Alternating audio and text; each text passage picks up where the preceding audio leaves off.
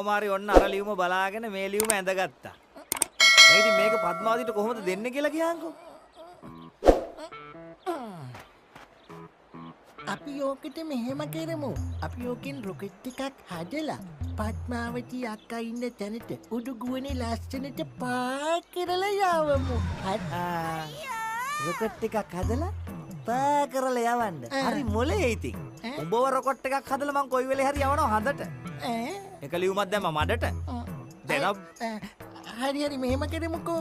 අපි ලියුමක් ලියලා පියුම් මාමට දීලා යවමු පද්මාවති අක්කාට. හරියන්නේ කීයටවත් ඕක හරියන්නේ මොකද පියුම්කාරයා කියන්නේ මගෝඩිස්තුමාගේ මිනිහා. මිනිහා ඕක කෙලින්ම ගිහිල්ලා මගෝඩිස්තුමාගේ අතට දෙයි. ඒක හරියන්නේ මොලේ උඹේ. අනේ මොන හරි ක්‍රමයක් කියහල්ලකෝ. මං ඔළුව අවුලලා ඉන්නේ. හරි. අපි මෙහෙම කරමු. ලියුම අපි ඊමේල් කරමු. ඊමේල්? ඔව්. ගජයි මෙහෙම.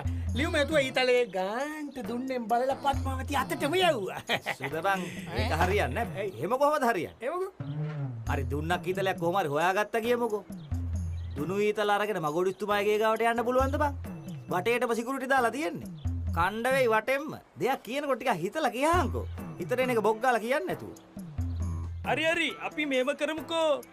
අපි ලියුම ගලක ගැට ගහලා මගොඩිස්තුමාගේ ගේ ගාවට ගිහිල්ලා කට්ටිය එහාට මෙහාට වෙනකන් ඉඳලා පද්මාවති අක්ක ගාවට ඩිෂ් ගාලා මේව විසි කරමු.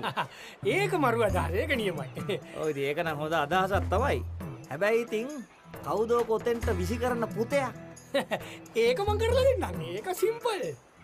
මියා නියමයි. මගේ ළඟ තියෙන නියම කැටපෝලයක්. වඳුරන්ට තියන්න මොඩිෆයි කරලා තියෙන්නේ. ලියුම ගලේ ඔතලා ගාන්ට එම් කරලා ටොයින් ගාලා තියෙනවා පද්මාවති අතට. ටැන්. ඉවරයිනේ. වැඩේ නම් හොඳයි. හැබැයි පුතේ ගානට තියන්න ඕනේ. නැත්නම් ඉතින් කණ්ඩදා වෙන්නේ. ඒවරි. එම් එකත් ෂුවර්, කැටපෝලෙත් ෂුවර්, කෙල්ලත් ෂුවර්. ඒ තෝවා ෂුවර් නෑ.